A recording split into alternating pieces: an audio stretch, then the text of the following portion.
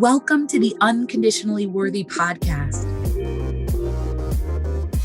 I'm your host, Dr. Adia Gooden, a licensed clinical psychologist who believes deeply that you are worthy unconditionally.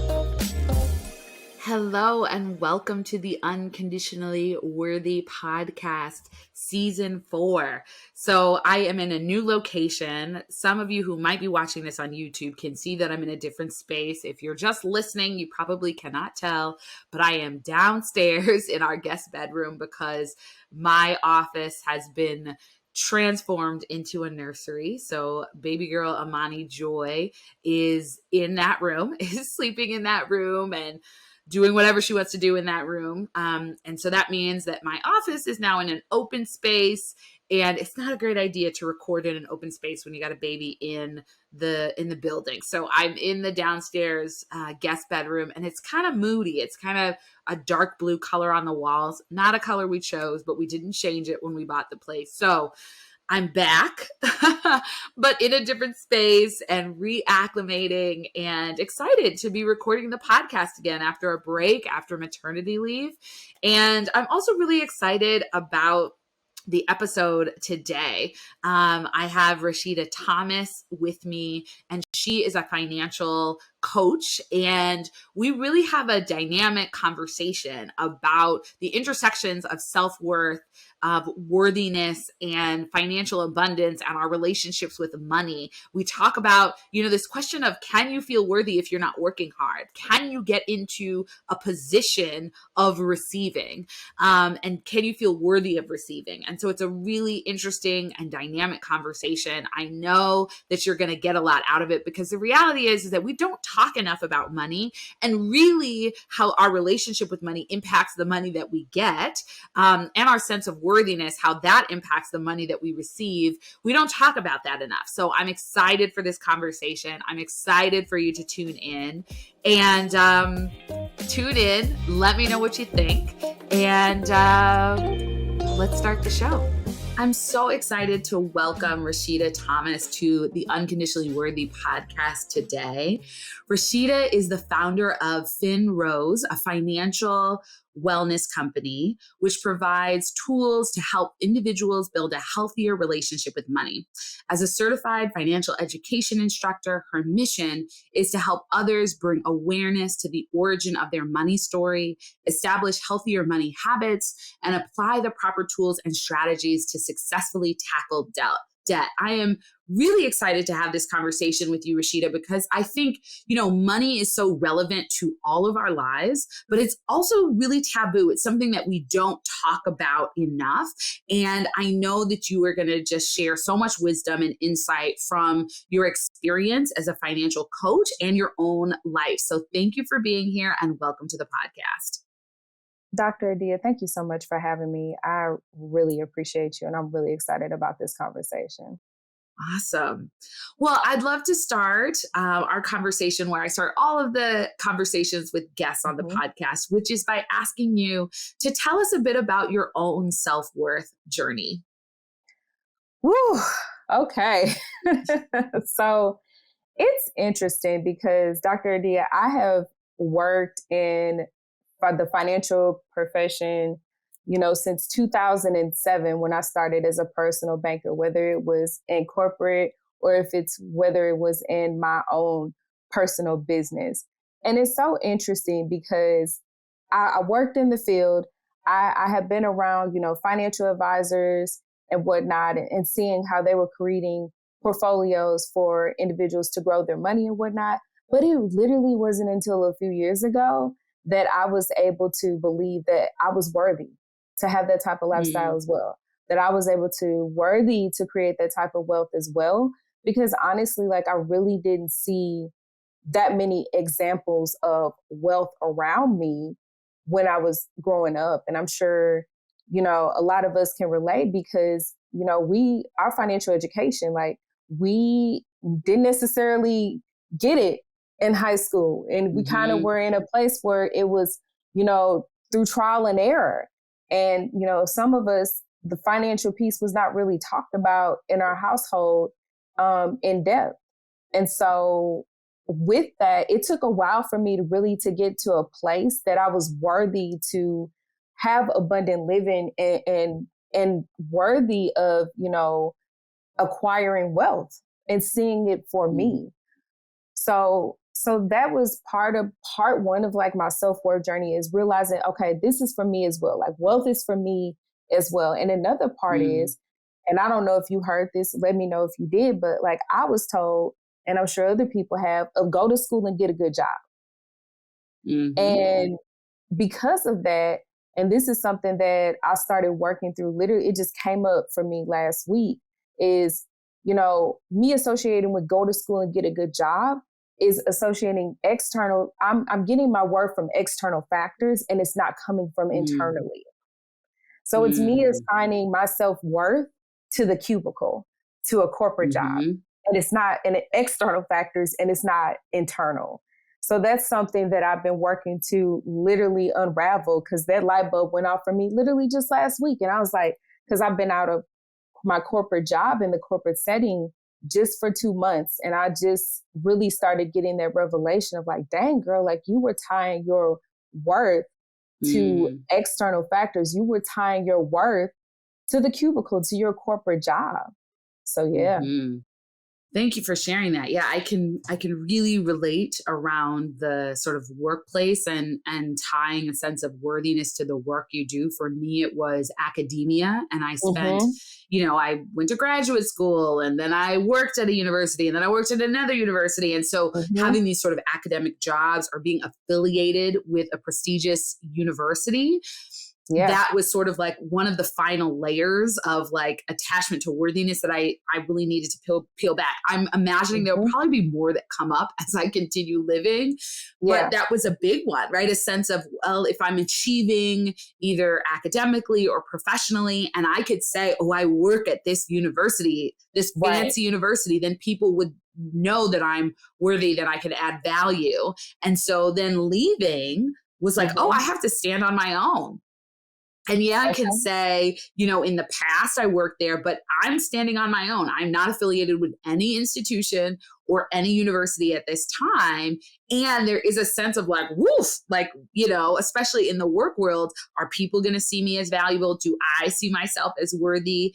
And I think some of the irony is I left my last job in part because I felt underappreciated and undervalued. I felt like the work I did wasn't truly valued and appreciated. And yet then when you're on your own, your clients or the people you work with may affirm you, but you don't have that same institutional level sort of affirmation of, what you're bringing to the table, or, the financial stability that comes along with that, which can kind of contribute to our sense of self-worth and all of those things. Absolutely. Thank you so much for sharing that. And what's something that you said that hit home for me is standing on my own 2 feet. So like us getting to the core of like, who are we? Like outside of these titles, the academia, these accolades and whatnot, like who are we? What is that core essence of who we are outside of that? And then understanding like we still have things to bring to the table outside of all of those things. I mean, they are great accomplishments and whatnot, but it's putting me on a path of like, who is Rashida at my core, my very core? Who is she? Yeah. Yeah. It, makes me think about sort of this, I think, interesting dynamic where we can be in a job in an institution and feel really frustrated and constricted and like, they don't really know me. They don't really see me. They don't really appreciate me, and sort of have this ongoing frustration and resentment because of that. And then we can leave that job. And in both you and my case, we like going into entrepreneurship, and it's sort of this wide open field. And it's like, oh my God, now I have to figure out who I am. Like, now I don't have those restrictions. And it can be, it's like what we wanted. And sometimes freedom can be scary and overwhelming because we are left to figure it out on our own and determine it on our own. And I think for so many of us, we've spent decades in the confines of an education system or a job or a work system or whatever. And that freedom is what we've longed for. But it's like, what do we do with it? what do I do with myself now? Right. Right. And I think the good part is, what do I do with myself? And also checking in with yourself. How do you feel in your body? What are some thoughts that are coming up? And then also getting out of the sense of trying to hurry up and figure what's next. Mm-hmm. So that's what I'm navigating right now is I have things that I need to carry out right now. Let me focus on carrying out these things right now instead of trying to rush to figure out what's next. Is a big thing that I've been working to navigate. And I'm having to pump my own brakes and saying, like, Rashida, you have things to focus on right now instead of trying to rush to figure out what's next and stay out of that survival mode, in a sense. Yeah. Well, I know that you mentioned you just left your job very recently. I also know you just moved. You had a big move recently. And so I'd love for you to share just what's been coming up for you as you transition. You've been working on your business for a while, but as you transition out of working full-time in the corporate world and having sort of your business on the side to your business, your financial coaching being your main thing, like what's come up for you, and how have you sort of used your wisdom as a financial coach to coach yourself through this transition and process? Honestly, Dr. Dia, and I'll be very transparent. So I believe because I'll say this, back in August of 2020, I was out of my corporate job for about 3 weeks because of, just severe depression. I just got to a point where I could not complete a sentence, struggling for thoughts and whatnot. So yeah, I was struggling with that back in August of 2020. And I figured, okay, the source of this is because my corporate position was no longer serving me. So then it was, okay, I need to figure out how can I make an exit strategy to get up out of corporate so that I can go full-time in my business. But then last year I had 2 motor vehicle accidents, which ended up keeping me out of work for 9 months. I was out of work on disability for 9 months, allowing my body to heal itself and that I can do it in peace. But I believe that being out on disability, because when you're out on disability, I started out with short-term disability that was about 30 days or so. I was only getting 50% of my salary. And so then when I shifted back into long-term disability, I was only getting 60% of my salary at the time. But during that time, even though my salary took, I was only getting a percentage of my salary, I believe I felt abundant during that time. I felt at ease in my finance during that time. I had time to breathe. And I really believe like that's what really prepared me to make that shift up out of my corporate job when I relocated to LA, when they said, okay, girl, we're not going to let you continue to work virtually in LA. And I was like, okay, I'll go ahead and make the leap, because I had already had a corporate client lined up. And I said, let me just make the leap. Let me just bet on myself. And I believed, so that disability, so like that income shift with being on disability helped prepare me and allow me some breathing room. And then securing that corporate client that I knew I would be receiving income from really allowed me to make the leap. But I will be honest with you, it's some grief that has come up because I had been in corporate, since I got out of college. I graduated from undergrad and I'm dating myself, but 2006 when I finished undergrad. So I had been in corporate since 2006. That's 16 years. And it was a grieving process that I had to go through, that I really honestly started last year when I made the decision, like, we really gonna get up out of corporate. And still, even after I left and I relocated, there was still days where it was a struggle for me to get out of bed. Cause like I was just like in a fog per se. I was just like, oh, okay. Like my body was catching up to my environment per se. And I just had to honor that. I had to rest. And once I started to come out the fog, I just was gentle with myself throughout the process. So those are some of the things that have been coming up for me, as I transitioned up out of my corporate job on May 27th. Yeah. Hmm. Yeah. You said so much in that. I'm going to see if I can remember all the things that I wanted to like pull out and highlight. So like one thing is just, remembering that sometimes even in the most difficult circumstances, there are gifts, right? Like nobody wants to go through a really severe car accident and sort of, experience a period where you have 50% of your income or 60% of your income, but you found a gift in that, which is this beauty that you connected to, this ease and abundance that you connected to in the absence of being in work full time and in the absence of your full salary. I think the other piece that, stands out to me is the fact that we often believe that we have to hustle and be anxious and desperate to get the money. Then we get the money, then we'll feel abundant, then we'll experience ease. But I think your example shows the opposite, which is get into a space of ease and flow and abundance. Then the money, the amount of money will probably matter less. And actually that is where you start to attract more money to you. You're more likely to have more money when you're a state of ease. And I think that also shows in how you coach yourself through this transition and through the grief, right? There's this piece where you, instead of, you could have said, I'm in a fog, I'm exhausted, I need to rest, but I got to hustle. And I got to push myself and I don't have the corporate job anymore. So I got to go. I get into scarcity mode. I don't have enough time. I don't have enough money. I don't have it. Right. And you could have done that. It would have been very easy to do that. But instead you said, no, I'm going to trust. I'm going to honor my body. I'm going to take care of myself. I'm going to rest. And I'm going to know that what I need and more than what I need will come to me. Absolutely. And it's another thing that was big for me last year.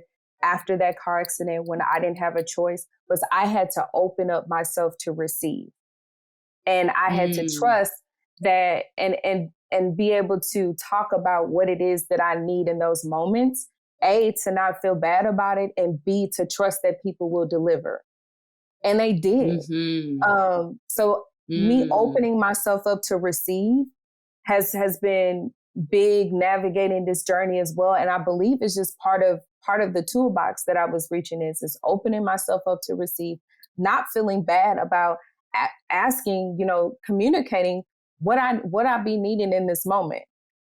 Even with my relocation, people ask me, what do you need? Oh, well, I would be open to receiving a Target gift card.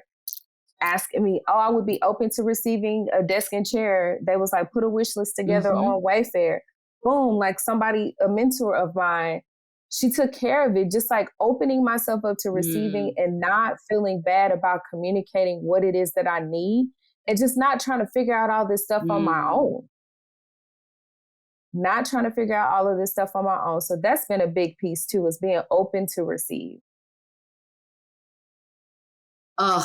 That is so powerful, right? And I think especially as Black women, we're socialized to give, but not receive, right? Absolutely. It's no, thank you. I got it. I'm good. I don't need it. And then we feel resentful because nobody's helping us, right? And there's obviously a lot that goes into that. I'm not saying that people are always offering because they're not. Right. But I think the opening yourself, the practice of receiving is so powerful. And I think there's too many of us who want more abundance in our lives, but we don't want to receive. We don't feel comfortable receiving. Yep. And I think, getting comfortable with the practice of receiving, being open and willing to receive and asking for what you need from people and then breathing and allowing them to show up and meet your needs. Like that is a practice that supports abundance because if you are like, I don't need anything, I'm not accepting anything, what you're communicating is don't give anything to me. Money, time, energy, support. And so I think that's such a powerful thing. And I hope that all of you listening will take that with you, right? Like check in with yourself.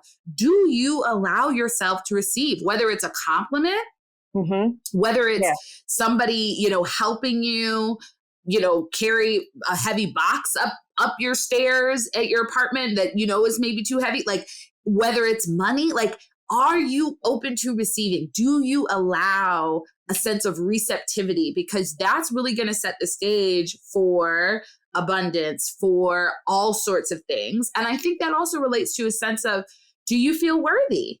Right? Yes. Like, do you feel worthy to receive gifts from people? Do you Yes. feel worthy to receive compliments from people? And it doesn't mean you need it or you're dependent on it. But if you feel like, oh yeah, that's reasonable that somebody would offer me something, I would give to them if I was in a similar position. And so I'm going to openly and gratefully receive this because I know I am worthy of it. Yes. Ooh, so good. Just getting into the posture of practicing being open to receive.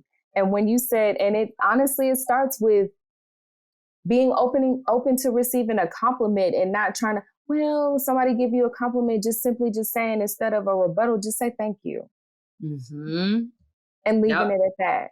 Just something that may happen in your day where, okay, I see you, like gratitude for that. Thank you for it working out how it did. Just being open. The compliment piece is what hit home. Like being able to just literally take a compliment is allowing you to be more able to be is opening yourself up to receive by just simply just taking a compliment and just saying thank you instead of, well, I mean, I didn't I didn't really. I just rolled out of bed. It wasn't anything. No, you're really cute too. Just thank you. Just a simple, thank you. That's all. Yes. That's all. Exactly. So when you said that, I was like, that's good. It's a big one. It's a big one. Absolutely. So I'm wondering if you could share, in your experience as a financial coach, what are some of the biggest challenges and issues that you see people having with their relationship with money?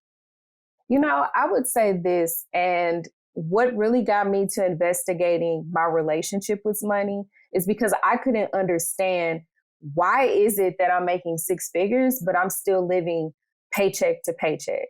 Like, I know that there's more out there for me that I desire, but how am I able to tap into this? Like, how am I able to really, break this wide open? And that's what the shift was for me, is the paycheck to paycheck cycle, and me just sitting there being like, why is this math not mathing?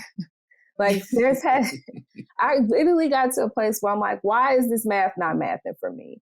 And that's what got me to really take a look at the money. And I think with a lot of people don't understand is that, things, how money was talked about in your household or how it was not, and just early money memories, all of that taps into the decisions that you make financially as an adult, all of that.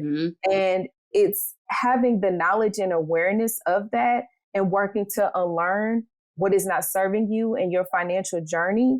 That's the missing link right there. It's like understanding like things, the money memories that are coming up and whatnot, and investigating that and how that is impacting your current financial journey.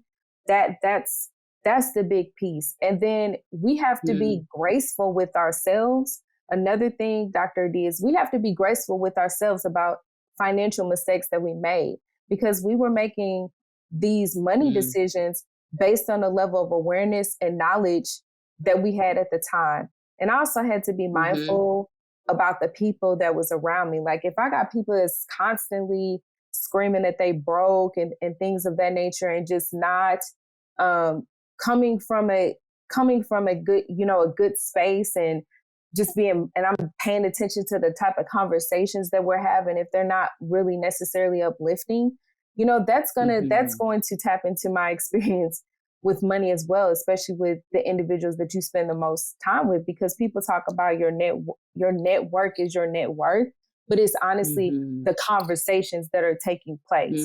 So if you have people that's constantly talking about money in a negative manner, then eventually, yes, that's going to rub off on you at some point. Because some of us do take good advice from our friends in regards to money, but it needs to be in a more positive space versus negative discussions in regards to money. So those are some, Yeah. and also, while we're talking about worth, because this is unconditionally worthy, and just how we taking care of ourselves. Like, how are we putting ourselves first before we give ourselves to the world? It's so critical. Like, when you get up in the morning, like, what are you doing? Are you immediately tending to other people's needs? Are you tending to yourself first? And being okay with, self-care, however that looks for you, and not feeling bad about it. So those are some big areas. So the self-care, the conversations in your circle, whether are they positive or negative about money, the relationship with money, like understanding like the origin of your money story. Those are some big things that tie into that.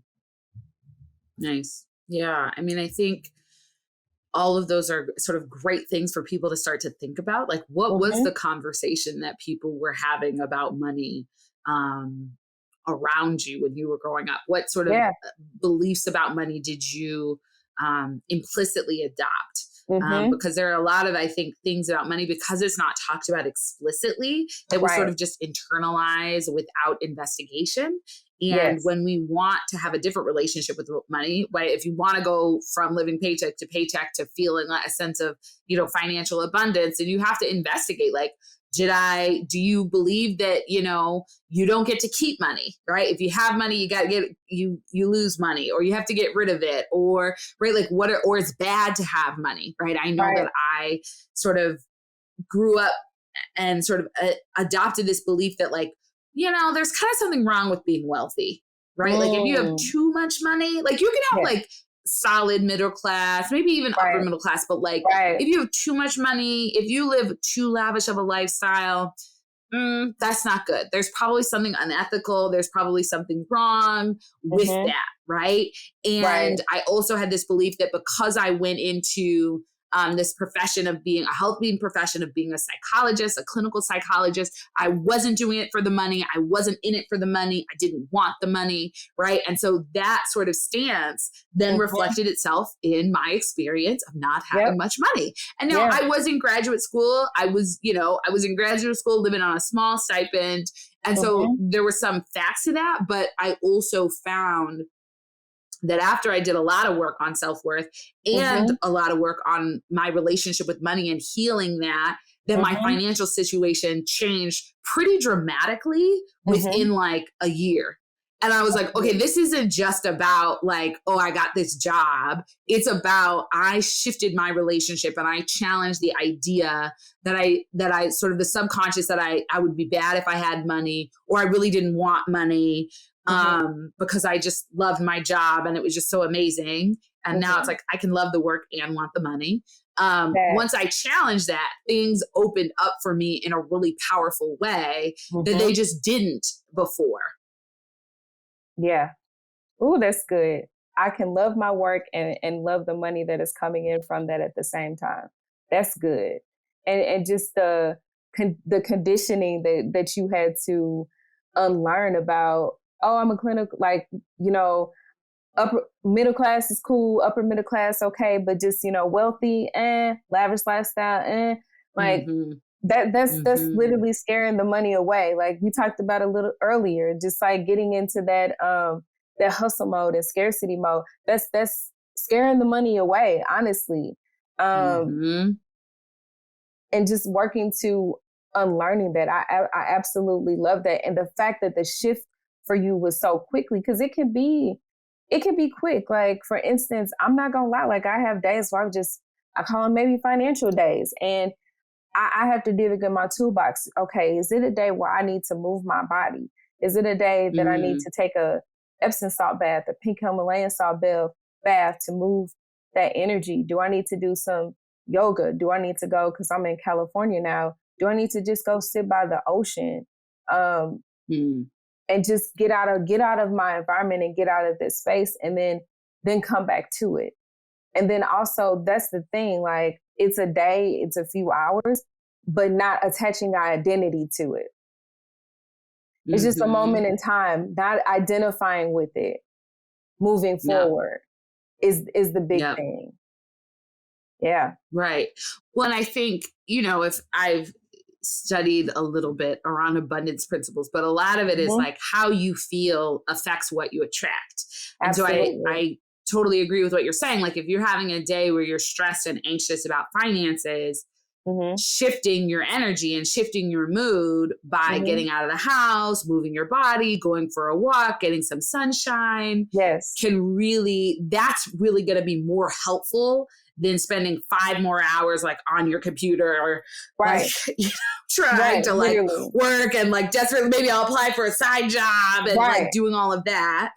Actually calming your body, easing your body, soothing your nervous system, all of those things is going to put you in a better position to attract, call in the money that you need or want than the anxiety and the stress. I think the other thing that came up for me as you were sharing is, you know, just this idea that a lot of people feel like what makes them worthy is them working, right? Hard work makes me worthy. And if I overwork, that's where I get my worth. And that's the only time I can receive money. I have to work hard for the money, right? Like that belief, right? And so if you're finding that you're overworking, you're overextending yourself, you're exhausted, and that's the only way you end up feeling worthy, like it's hard to be relaxed, it's hard to be at ease, it's hard to allow wonderful things to come to you without struggle, without striving, without hustle, then that's a piece to work on. One is, can you feel worthy when you're not working? Can you feel worthy when you're playing, when you're at ease, when you're, you know, like when life is flowing? And then can you feel like worthy of money, right? Can you believe that you can attract money to you without working hard, right? So one of the things I talk about is that since I left my job, I have worked less and gotten paid more and had a bigger impact. Right? Magic. That's what we want. Work less, get paid more, have a bigger impact. I needed to shed the belief, and it took years to shed the belief that hard work, that I needed to overwork and hard work. And that's what I had to do to prove my worth and to earn money in order to get to this space that I'm in now. Gratitude for you doing that work. And it's literally the question that you presented that I'm still working through is, can you feel worthy when you are not working hard? Can you feel worthy when you are not working? That's the big thing. Are you just able to be? Literally, because being is not doing. Because that's what was coming up for me last week. Being is not doing. What does that look like for Rashida? That's literally what I came up and I'm working through. And can you feel worthy when you are not working? So I love the fact that you were able to navigate and do the work. And those are some big questions. Like, can you just be and be comfortable in just being and not feeling like you always have to do something all the time? Like, it's okay to rest. It's okay to rest your body. And you mentioned play. It's okay to play and tap into that childlike energy, because that's still a part of you at the end of the day. That 4, 5, 6, 7-year-old or whomever, you got an inner child, the inner teen. I even talked to my, written letters to myself in my 20s. Like those beings are still within you and still needed to be tended to. So that play, that childlike play, helps with that, especially. And it's a part of your self-worth journey. Still incorporating that in, because those are things that we enjoyed as children. Absolutely. Yep. And I also like to highlight, I think especially for those who are like, I don't know about all this being stuff. I like to highlight that I actually think our biggest, most potent gifts for the world are found in our being. That is the energy we bring, that it's what sort of flows naturally from us, that most impacts the world around us. And I think, especially in the Western world, I'm guessing that other cultures don't have this as much, but especially in the Western world, we are so attached to the doing. How many hours are you putting in? How many reports are you producing? How much money are you, right? Like we are so doing oriented. Whereas other countries, siesta in the middle of the day, 2 months off, like there's more of a relax. There's more being that's happening. And so I like to challenge people to think about, okay, so when you think about the people in your life and the people that have had such a powerful impact on you, the people who have blessed you, is it what they did for you, or is it how they were with you that was the blessing? And most of us are going to say it was this person. It was my grandmother because of how she was with me, how she be with me, right? Yeah. That was what was powerful. It wasn't, she cooked me nice breakfasts and dinner. And like, that was really fun. We went to a museum when I was we went to museums when I was growing up. But really what the impact was how she loved me just by being with me, just by making me feel welcome. Right. And my grandmother was a teacher. So she was teaching first grade students, and she did that with all of her students too. And what a blessing. Right? Not just what are the lessons, and yes, she taught them to read, and that's all great. And it was her presence that provided this foundation for her to be an amazing teacher because the kids felt safe to learn and to be themselves. And so I really encourage, I think, all of us to think about how we be as the blessing, as the impact, as the intervention, more than what we do. What we do can be sort of the portal, but it's not all of it. And we can get so lost in the doing that we leave behind the gifts of our being. We don't bring them with us. We're exhausted. We're tired. We can't access them.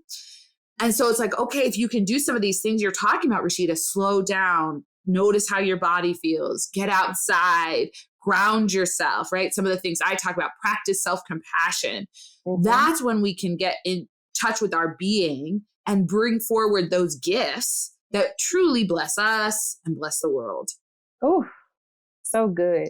And it's the experiences that you bring for other people. Like, what's the energy? What's the experience that you bring? That's your core being. Literally, not the doing. Like you said, the doing is, it's the portal, and, it's complementary to your being as a person, as a human being. I just, that was really good. Really good. I mean, it's giving me nuggets to think about, like, what is it that I bring to the table? Like, what is my experience that I bring to other people? What does that look like? What is some of the feedback that I had received, and just keeping that with me and remembering that outside of the external things of the things that I do. That's good. Yeah. Thank you for that. And I think, you're welcome. I think we're also both challenged. Like, we're both sort of in this coaching space, and the ask when you're sort of marketing or telling people about your programs is like, what will it do for you? Right. What will it do for them? And so you're asked, and I think understandably so, to say, okay, this is what we'll be doing in the program, and these are the outcomes that you'll get. But I think one of the things I struggle with, and I don't know if you feel this as well, is how do I articulate the experience that's intangible, that I think is really powerful and healing and valuable? But it's like, well, I get to be with you, and you get to be with me, and that our presence together creates something magical that I cannot tell you exactly what it's going to be or how it's going to turn out, but I know it's going to be powerful, and I know it's going to be healing. Or if we get together in a group. And so that's sort of this challenge of, like, we live in this Western world that, says you need to articulate, like, what are the outcomes? What are the results? And there's value in that. I'm not saying it's invaluable. And how do we articulate and value the parts that are more abstract, the parts that are hard to put into that doing outcome framework? You know what helps, Dr. Adia? Because, again, like, both of us are in the coaching space. I have, financial therapy clients, and I have financial therapy sessions, and it's the testimonials, because everybody's experience is going to be different. So it's the testimonials that maybe speaking to the experience and maybe speaking to the transformation that have been helpful for me to be able to articulate potentially what the experience is going to be, even though the outcome for that individual is going to be different. Because again, it's hard for me. Like I'm going in. I have things that I walk through, but it's an experience and it's going to be different than anybody. And we're just stepping in and doing the work and doing the work that we love. So it's hard to articulate, man, like, I don't like, it's not a cookie cutter situation. Like, this is a different type of space. So what has helped me is, the testimonials, some of the feedback that I have received that is able to help me hone in, okay, this is maybe what the experience is looking like. That's what's been helping me. Yeah, I think that makes a lot of sense. Some people may be listening and thinking, maybe I need financial therapy. What are some of the things that people seek you out for? And maybe some of the things that your clients have said have been helpful in terms of working with you? People come to me when they are just like, I just have anxiety about money, period. I know I'm making great money, but I'm not understanding where my money is going, is a big thing that comes up. And then just, the person that may be potentially, may feel like their financial situation may be a bit too much for them. And they may feel like they've accumulated, they just have so many, fires to put out potentially, and just walking through, okay, what does that look like? What is the root of that? And just individuals are saying, I know I desire more, but I'm not 100% sure how that's going to look like for me and how do I get there? Because I start my sessions out, asking, what does abundant living look like for you?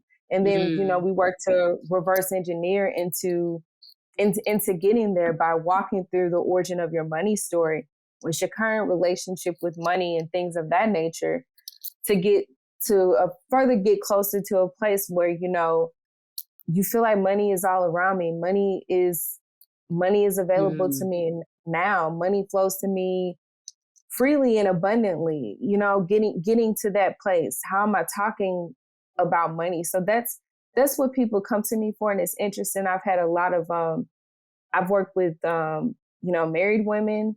I've worked with a lot of small business owners, come to me, because being a small business owner, that's going to uncover some money trauma that may not have been addressed. And I'll be honest, your relationship with money is going to continue to evolve. There's going to continue to be things that are going to come up, but it's just, I'm equipping them with tools to help them as things continue to come up and whatnot, because we're continuing to evolve.